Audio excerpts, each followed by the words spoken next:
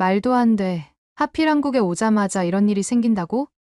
여기는 한국의 인천공항. 프랑스에서 온 어느 여성이 입국 심사를 받고 있습니다.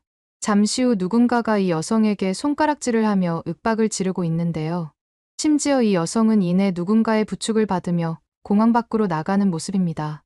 대체 이 여성이 공항에서 무슨 일을 겪은 건지 함께 알아보러 가실까요? 잠깐, 1초 만에 누를 수 있는 좋아요 버튼만 눌러주시면 영상 제작에 큰 힘이 됩니다. 안녕하세요. 저는 프랑스에서 기자로 일하고 있는 라엘이라고 합니다. 저는 결혼한 지 얼마 안 된 신혼부부인데 요즘 좀 힘든 시기를 보내고 있어서 이렇게 글을 쓰게 됐어요. 저는 프랑스에 있지만 남편은 한국에서 주재원으로 일하고 있답니다. 저희 남편은 프랑스에 있는 대기업 본사에서 일하는 정말 능력 있는 사람이에요. 솔직히 말해서 전 남편이 너무 자랑스러워요. 남편이 한국으로 떠나기 전까지만 해도 정말 꿀 떨어지는 생활을 했답니다. 매일 아침에 일어나면 남편이 준비해준 아침 식사로 하루를 시작하고 퇴근 후엔 함께 산책도 하고 와인도 마시면서 행복한 시간을 보냈어요. 그때를 생각하면 지금도 입가에 미소가 지어져요. 근데 6개월 전에 갑자기 상황이 바뀌었어요. 남편이 한국으로 주재원 발령을 받았거든요.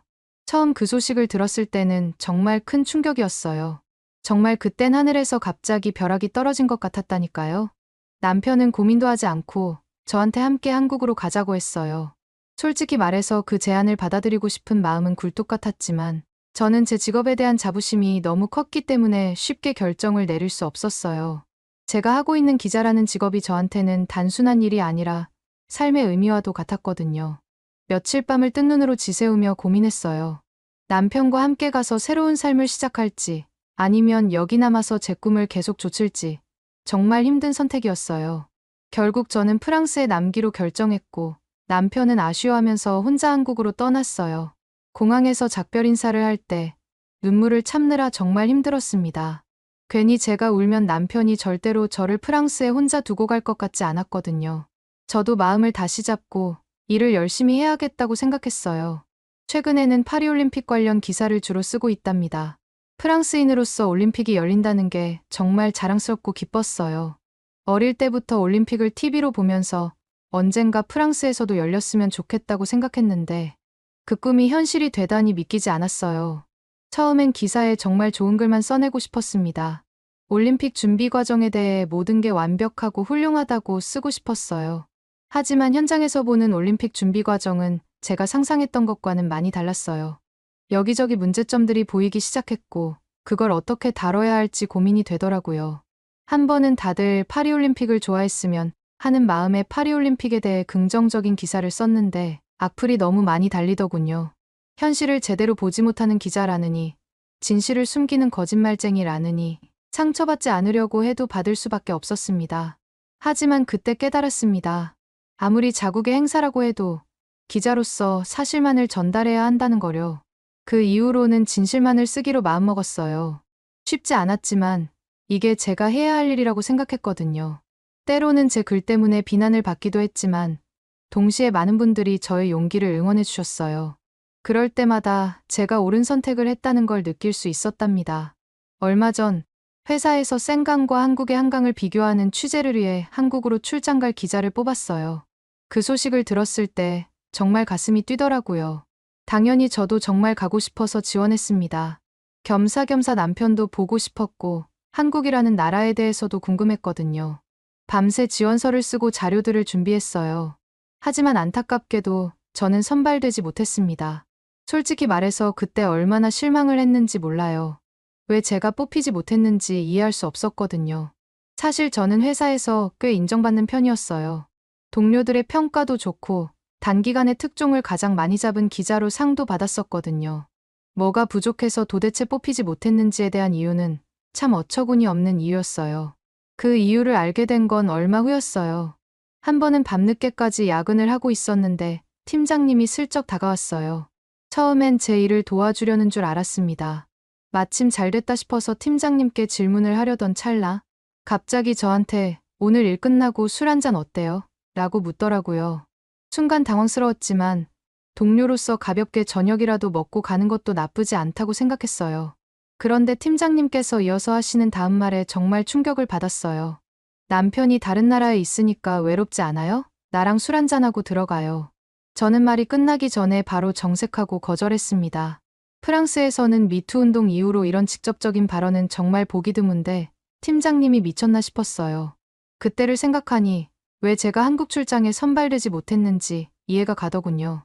정말 화가 났지만 이 일을 공개적으로 문제 삼으면 어떤 불이익을 당할지 몰랐고 이번 한국 취재를 꼭 하고 싶었기 때문에 더 이상 문제를 키우지 않았어요.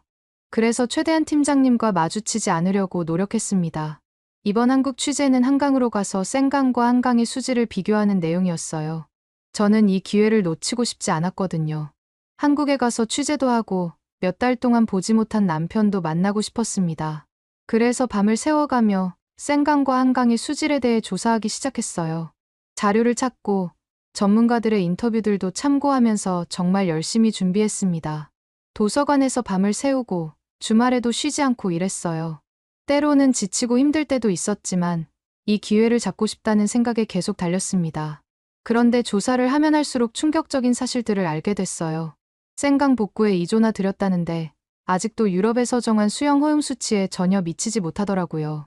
유럽에서는 강에서 수영을 허용하는 대장균 수치를 100ml에 1000개 정도로 정했는데 센강은 최근 검사에서 100ml에 3000개나 나왔다고 하더군요. 수영은커녕 들어가서 물이라도 조금 마시면 병에 걸리기 딱 좋은 물이었어요. 이 사실을 알았을 땐 정말 충격이었어요. 프랑스에서 그동안 얼마나 센강을 오염시켰는지 그리고 그걸 복구하는 게 얼마나 어려운 일인지 깨달았거든요. 반면에 한강은 100ml에 30개 정도밖에 안 나오더라고요. 센강은 한강과 비교할 수 없을 정도로 너무 더러웠어요. 괜히 비교하자니 부끄러울 정도더라고요. 이 사실을 알게 되니 제가 만약 기사를 쓰게 된다면 어떻게 써야 할지 고민이 되더라고요. 프랑스인으로서는 자존심이 상하지만 기자로서는 진실을 전해야 하니까요. 며칠 밤을 뜬 눈으로 지새우며 고민했어요. 결국 사실 그대로를 전하기로 했습니다. 이 문제로 파리 시민들이 화가 많이 났다는 걸 인터넷 검색만 해도 알 수 있었어요. SNS에서는 분노의 글들이 넘쳐났고 거리에서는 파리올림픽을 반대한다는 시위가 벌어졌어요. 파리 시장은 이를 진정시키려고 본인이 직접 센강에서 수영하겠다고 약속했는데 계속 핑계를 대면서 미루고 미뤄서 아직까지 하지 않고 있다고 하더군요. 시민들은 그런 시장의 태도에 더 화가 나서 시장이 수영하는 날 센강에 똥을 싸겠다고 준비하고 있다고 했어요. 처음 이 소식을 들었을 때는 농담인 줄 알았어요. 진심으로 믿기지 않았거든요.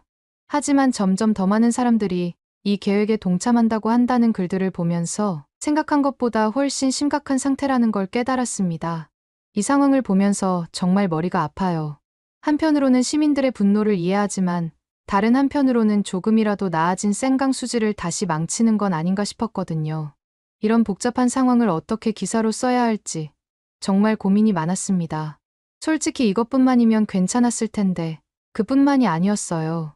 이번에 파리올림픽 선수촌은 저탄소와 친환경으로 진행한다고 해서 에어컨도 설치를 안 한다는 거 아니겠어요? 대신에 센강제하수로 시원해질 수 있는 기술을 도입한다고 공표했던데 저탄소라는 단어를 내세우는 건 좋지만 솔직히 저탄소에 대한 기준과 투명성이 너무 부족하다고 생각했답니다. 처음에 이 계획을 들었을 때는 혁신적이라고 생각했어요. 하지만 자세히 들여다보니 걱정되는 점이 너무 많더라고요. 특히 선수들의 건강과 컨디션 관리에 대해서 말이에요. 작년까지만 해도 43도까지 온도가 올라서 더위를 먹는 사람들이 많았어요. 뉴스에서도 프랑스 내의 노인분들이 쓰러지는 모습이 꽤 많이 비쳤었는데 그걸 보고 정말 마음이 얼마나 아팠는지 몰라요. 이번 파리올림픽 때는 평균 온도가 33도가 넘을 수 있다고 추측되는데 여기서 온도를 낮춘다 한들 선수들이 제 컨디션으로 경기를 참여할 수 있을까 싶었어요. 솔직히 말해서 저는 이 계획이 너무 비현실적이라고 생각해요. 지하수로 냉방을 한다고 해도 그게 얼마나 효과가 있을지 의문이었거든요. 게다가 폭염이 올 경우에는 어떻게 대처할 건지에 대한 구체적인 계획도 없더라고요. 이번에 센강에서 개회식이랑 수영 경기를 강행하지 않고 파리올림픽을 집중해서 잘 준비했다면 시민들이 이렇게까지 할까 싶어 너무 답답했습니다. 꽤 열심히 관련 자료들을 준비했고 완벽하다고 생각했는데 결국에는 제가 취재자로 뽑히지 않고 딱 봐도 별로 준비도 안 한 것 같은 다른 사람이 뽑혀 있었어요. 제가 얼마나 열심히 준비했는지 아무도 몰라주는 것 같아서 너무 서러워지더라고요. 이 정도로 준비했는데 떨어진 걸 보면 저번 일로 팀장이 차별한 게 아닐까 생각했지만 제 일에 자부심을 갖고 있어서 당장은 그만둘 각오가 없어 한 번은 참고 넘어가기로 했어요. 하지만 속으로는 정말 화가 났어요. 이런 불공정한 대우를 받는 게 너무 억울했거든요. 그 이후로도 직장을 다니면서 팀장 때문에 속상한 일도 많았고 불합리한 일을 많이 당한다는 생각도 많이 했었어요. 예를 들어 제가 열심히 준비한 기사가 다른 사람 이름으로 나간다든지 중요한 회의에서 제외된다든지 하는 일들이 있었어요. 남편한테 털어놓고 싶었지만 남편도 한국에 적응하느라 정신이 없어서 굳이 더 힘들게 하고 싶지 않았어요. 가끔 화상통화를 할 때 남편의 피곤한 얼굴을 보면 차마 제 고민을 말할 수가 없더라고요. 그렇게 하루하루 저는 점점 말라가는 것 같았어요. 거울을 볼 때마다 제 얼굴이 점점 어두워지는 게 제 눈에도 보이더군요. 유일하게 저를 위로할 수 있는 건 한국 가수인 BTS였어요. BTS의 춤과 노래를 듣고 있으면 기분이 좋아졌거든요. 특히 스프링데이라는 노래를 들으면 왠지 모르게 눈물이 나오면서도 위로가 됐어요. 남편과 나란히 한국 노래를 들으면서 즐기고 싶다고 생각하던 중에 마침 남편한테 전화가 왔어요. 오랜만에 듣는 남편 목소리에 가슴이 두근거렸어요. 기쁜 마음으로 남편의 전화를 받았는데 1년 계약 기간이 5년으로 늘어나서 한국에서 같이 살아보는 게 어떻냐고 다시 제안하더라고요. 순간 머릿속이 복잡해졌어요. 한편으로는 남편과 함께 살고 싶은 마음이 크지만 다른 한편으로는 제 경력을 포기하기 싫었거든요. 저는 아직 하고 싶은 일이 많아서 한국으로 갈 수 없다고 말했어요. 그런데 남편도 한국의 생활이 프랑스보다 더 마음에 들어서 프랑스로 다시 돌아오고 싶지 않다고 하더라고요. 그 말을 듣는 순간 가슴이 철렁 내려앉았어요. 저는 어떻게 30년 이상 살았던 프랑스보다 한국이 더 편할 수 있냐고 하면서 이해가 안 간다고 했어요. 남편은 제 마음을 아는지 모르는지 한국에 직접 와보면 바로 알 수 있다고 말했습니다. 그 말을 들으니 더 화가 났어요. 마치 제 고민을 전혀 이해하지 못하는 것 같았거든요. 최근에 팀장이 일을 끝도 없이 주는 바람에 여유가 없어서 당장 갈 수 없고 나중에 시간을 내서라도 가보겠다고 말하면서 전화를 끊었어요. 전화를 끊고 나니 남편이 제 맘을 아무것도 몰라주는 것 같아 눈물이 왈칵 쏟아지더라고요. 알게 모르게 남편이 저를 보고 싶지 않은 건 아닐까 하는 생각이 들면서 서운했어요. 너무 힘든데 기댈 수 있는 사람이 없다는 게 너무 속상했답니다. 이렇게 멀리 떨어져 있는 것도 힘든데 남편마저 저를 이해해주지 못하는 것 같아서 더 외롭고 힘들더라고요. 그러던 어느 날 제가 살고 있는 옆집으로 한 동양인 여자가 이사를 왔어요. 그 동양인 여자는 저희 집에 노크를 한 후 맛있는 빵을 주면서 이사를 왔다고 웃으면서 인사를 하더라고요. 처음 보는 동양인 이웃이라 저도 덩달아 긴장되고 설레었습니다. 저는 이 주변에서 동양인은 처음 봐서 혹시 한국 사람이 아닐까 생각을 했어요. 제 생각이 맞았는지 그녀는 자신을 한국에서 온 김혜민이라고 소개했어요. 혜민 씨가 하는 말이 한국에는 예전부터 이사하면 떡을 돌리는 문화가 있는데 파리에서는 아무래도 떡을 구하기가 쉽지 않아 자기가 직접 구운 빵을 전달해줬다고 하더라고요. 그 말을 들으니 한국 문화가 참 따뜻하다는 생각이 들었어요. 처음 본 혜민 씨는 정말 예쁘더라고요.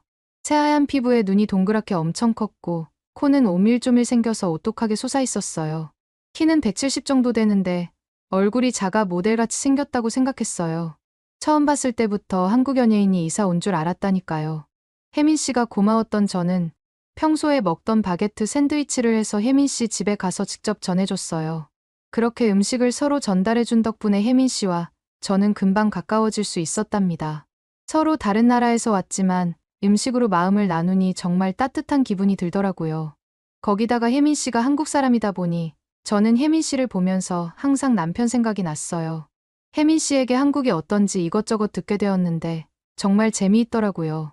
한국의 문화, 음식, 생활 방식 등을 들으면서 마치 제가 한국에 가 있는 것 같은 기분이 들었어요.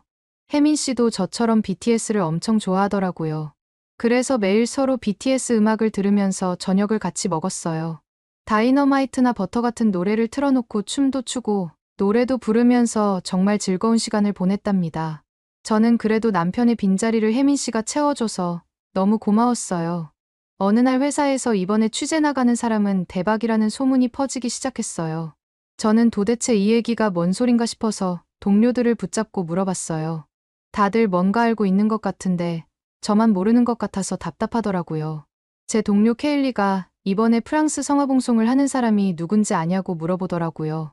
저는 도대체 누구길래 이렇게 호들갑이냐고, 연예인이라도 오는 거냐고 물어봤어요. 그랬더니 케일리가 끄덕이면서 이번에 BTS의 진이 와서 성화봉송을 한다고 대박이지 않냐고 물어보더라고요. 저는 그 말을 듣는 순간 귀를 의심했어요. BTS의 진이? 여기 파리에 성화봉송을 정말 믿기지 않았어요. 케일리 말로는 프랑스도 드디어 전 세계의 흐름을 따라가는 것 같아 뿌듯하다고 하더라고요. 저도 동감이었어요. 프랑스가 이렇게 K-팝의 영향력을 인정하는 걸 보니 정말 세상이 많이 변했다는 생각이 들었어요. 저는 BTS 중에서 제가 제일 좋아하는 진이 성화봉송하러 프랑스로 온다는 게 믿기지 않았죠. 이번에 BTS 진을 섭외하느라 파리올림픽위원회에서도 꽤 애먹었다고 하더라고요. 어떻게 이런 귀한 분을 섭외했는지 파리올림픽위원회에서도 파리 시민들한테 욕 한번 뒤지게 먹더니 드디어 일하는 것 같다고 케일리가 말하더라고요. 그 말을 들으니 웃음이 나왔어요. 케일리 말이 공감되었던 저는 조용히 웃었고 이번에 제가 꼭 갔으면 좋겠다고 생각했어요. BTS의 진을 직접 볼 수 있다니 정말 꿈만 같았거든요. 근데 그때 항상 마주치면 인사도 받아주지 않고 내외하던 팀장이 갑자기 저를 불렀어요.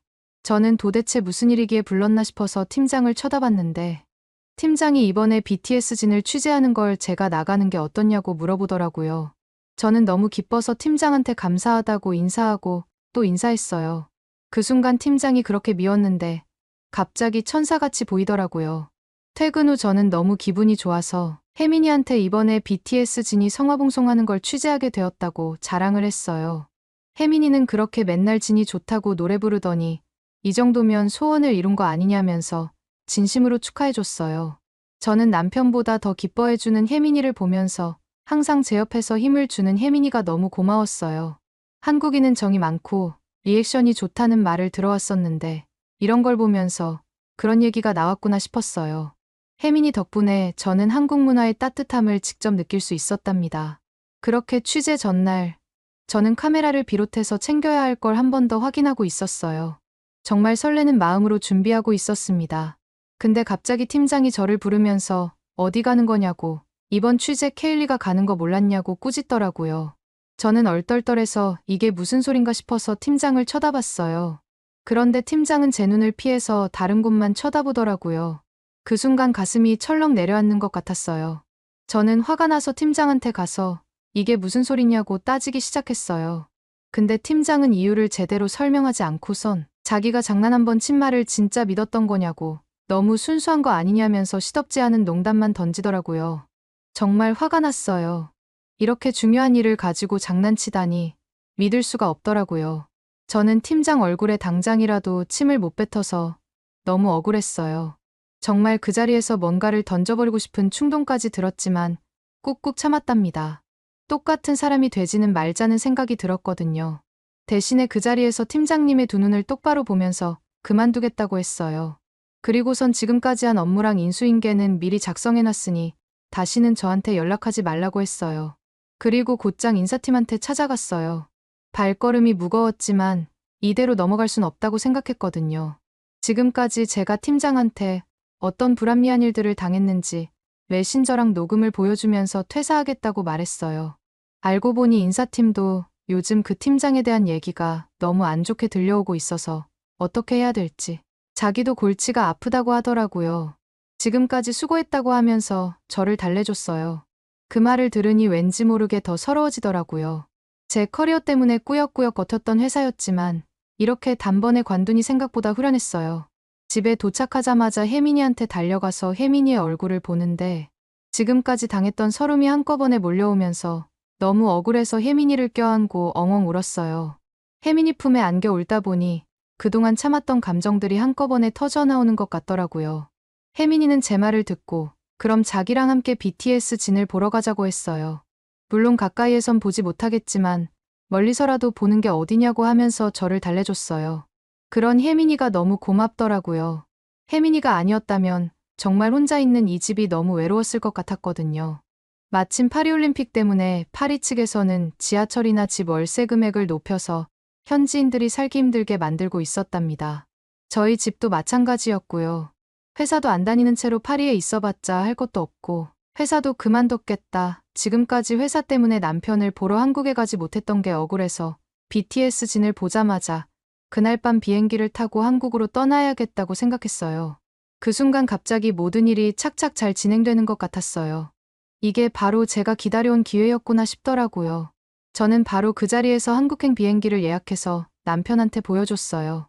남편은 갑자기 웬 한국행 비행기표냐고 물어보더라고요. 저는 지금까지 있었던 일들을 남편한테 털어놨어요. 말하다 보니 또 눈물이 나더라고요. 남편은 제 이야기를 듣자마자 당장 프랑스에 가서 그 팀장이라는 사람을 박살내겠다고 하더군요. 제가 잘 해결했다고 간신히 달래면서 겨우겨우 남편을 진정시켰어요. 저는 남편이 이렇게 공감을 잘하는 줄 모르고 있었는데 답답한 일들을 남편한테 왜 이제서야 털어놨는지에 대해서 후회가 됐어요. 그동안 혼자 끙끙 앓고 있었던 게 바보 같았습니다. 그래도 며칠만 있으면 남편을 볼 수 있다는 생각에 오랜만에 저는 침대에 누워서 푹 잤어요. 정말 오랜만에 편하게 잠들 수 있었답니다. 마치 큰 짐을 내려놓은 것 같은 기분이었어요. 다음 날 혜민이와 저는 진이 성화봉송하는 현장을 직접 구경하기 위해 루브르 박물관 앞으로 갔어요. 꽤 일찍 나왔다고 생각했는데 루브르 박물관 앞은 사람이 빽빽하게 차 있더라고요. 오죽하면 제가 인파를 헤치고 앞으로 나가기도 힘들 정도였어요. 정말 이렇게 많은 사람들이 모일 줄은 상상도 못했답니다. 저는 BTS 진을 기다리면서 주변에서 대화하는 소리를 들었는데 미국, 영국, 일본, 멕시코 등 정말 다양한 나라에서 BTS 진을 보기 위해 날라왔다는 소리가 들렸어요. 옆에 있던 일본 여성분은 영어로 비행기 표가 너무 비싸서 고민했지만 그래도 진을 보기 위해 왔다고 하더라고요. 정말 한국 K-팝이 유명한 줄은 알았지만 전 세계를 다 휩쓸 정도의 힘을 갖고 있다니 정말 경이롭다고 생각했어요. 몇 분을 기다렸을까 갑자기 멀리서 여러 명의 비명소리가 들렸고 저와 혜민이는 깜짝 놀라 비명이 들리는 쪽을 바라봤어요. 그러자 멀리서 BTS 진이 성화봉송을 하고 있더라고요. 저도 모르게 소리를 지르고 있었어요. 혜민이도 저랑 같이 소리를 지르면서 손뼉을 치고 있더라고요. 그때부터 사람들이 발끝을 올려서 봐서 자세히는 보이지 않았지만 매일 힘들 때마다 들었던 노래의 주인공을 이렇게 멀리서나마 볼 수 있다는 점에서 너무 행복했어요. BTS 진이 저희 앞을 지나가는 건 정말 찰나였지만 이렇게라도 같은 곳에서 잠시 함께 있었다는 것에서 의의를 두기로 했답니다. 혜민이랑 저는 서로 손을 잡고 눈물을 글썽이면서 진을 바라봤어요. 프랑스에 있는 웬만한 인기 연예인이 와서도 프랑스 사람들이 이렇게 안 모일 텐데 도대체 한국의 힘은 어디까지인지 저도 문득 생각해보니 신기했고 앞으로 한국이 전 세계에 어떤 영향을 끼칠지 궁금하기도 했어요. 심지어 인스타그램을 봤는데 파리올림픽 공식 계정에 프랑스 인기 유튜버인 루이즈 오베리와 함께 밸런스 게임 인터뷰를 하는 영상이 올라왔더라고요. 그런데 이 영상에서 인터뷰는 영어나 프랑스어도 아닌 한국어로 진행이 되었어요. 저는 이 장면을 보고 놀랄 수밖에 없었어요. 왜냐하면 프랑스인들은 프랑스 문화에 대해 자부심이 굉장히 높은데 이런 자부심을 내려놓고 BTS 진에게 맞춰서 한국어를 사용한 거였기 때문이에요. 저는 이 영상을 보고 몇 년 전까지만 해도 소프트파워 순위를 매기면 프랑스가 전 세계 1위를 할 정도였지만 조만간 한국에게 역전당할 수도 있겠다는 생각까지 하게 됐어요. 그렇게 여러 생각을 하며 저는 혜민이와 작별 인사를 한 후 한국으로 향했답니다. 그런데 여기에서 생각지도 못한 일이 생기고 말았어요. 공항으로 마중 온 남편을 빨리 보고 싶어서 저는 빨리 입국장 밖으로 나가는데 갑자기 튀어나온 사람과 부딪혔습니다. 그런데 그 사람은 자기가 와서 부딪혀놓고 사과도 하지 않고 저한테 뭐라고 하면서 손가락질 하더라고요. 처음에는 저 사람이 한국어를 하는 건가 싶어서 빤히 봤는데 자세히 들어보니 시끄러운 게 중국어 같더군요. 한국에 오자마자 이런 경우가 생길 수 있나 싶어서 어이없던 저는 멍하니 그 중국인을 바라봤어요. 그 중국인을 잡아야겠다고 싶은 시점엔 이미 사라지고 없더라고요. 저는 정말 큰일 났다고 생각을 했어요. 왜냐하면 렌즈를 하나도 가져오지 않았고 안경 하나만 가져왔기 때문이었어요. 그 안경마저 부러져 버렸으니 정말 난감하더라고요.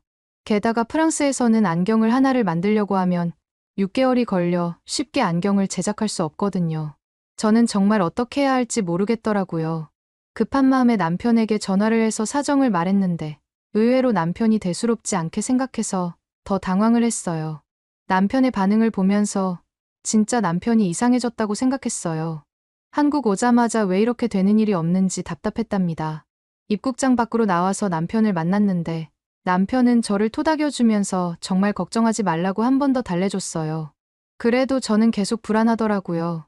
저는 남편을 바라보면서 무슨 생각이라도 있겠지 싶어서 남편을 눈으로 삼아서 팔짱을 끼고 돌아다녔어요. 남편은 차를 타고 짐을 내려놓기도 전에 남편이 살고 있는 곳에서 가장 가까운 안경집을 갔어요. 저는 도대체 무슨 생각인지 모르겠더라고요. 안경사는 저를 대상으로 기계를 몇 번 돌리더니 안경은 30분 정도 뒤에 오면 된다는 말을 했어요. 그 말을 듣고 정말 깜짝 놀라지 않을 수가 없었어요. 저는 어이가 없어서 남편에게 어떻게 이렇게 안경이 빨리 나올 수 있냐고 물어봤어요. 그랬더니 남편이 설명하길 프랑스에서는 수제로 안경을 만들어서 한 달에 약 5개 정도만 생산할 수 있는 데에 반해 한국에서는 최신화된 기계로 안경을 제작하다 보니 30분에서 1시간 이내에 안경을 만들 수 있다고 하더라고요. 남편이 살고 있는 집에서 짐을 풀고 안경을 찾으러 갔는데 정말 남편 말대로 안경이 완성이 되어 있더라고요. 직접 써보니 심지어 전에 쓰던 안경보다 편하고 잘 보여서 마음에 들더군요. 정말 한국의 기술력이 대단하다고 느꼈답니다. 그렇게 저는 남편과 거의 1년 만에 만나서 집에서 파티를 했어요. 왜 이제서야 한국으로 왔는지 후회되더라고요. 그나저나 요즘 한국은 장마라는 기간이라서 계속 비가 오는 것 같던데 비가 올 때 가볼 만한 곳은 어디가 있을까요? 추천 부탁드리겠습니다. 오늘의 사연은 어떠셨나요? 오늘의 사연이 마음에 드셨다면 좋아요만 한번 눌러주세요. 1초밖에 안 걸리지만 좋아요를 한번 눌러주시면 더 좋은 사연을 소개해드리는데 큰 힘이 된답니다. 긴 영상 시청해주셔서 감사합니다. 오늘도 행복한 하루 보내세요.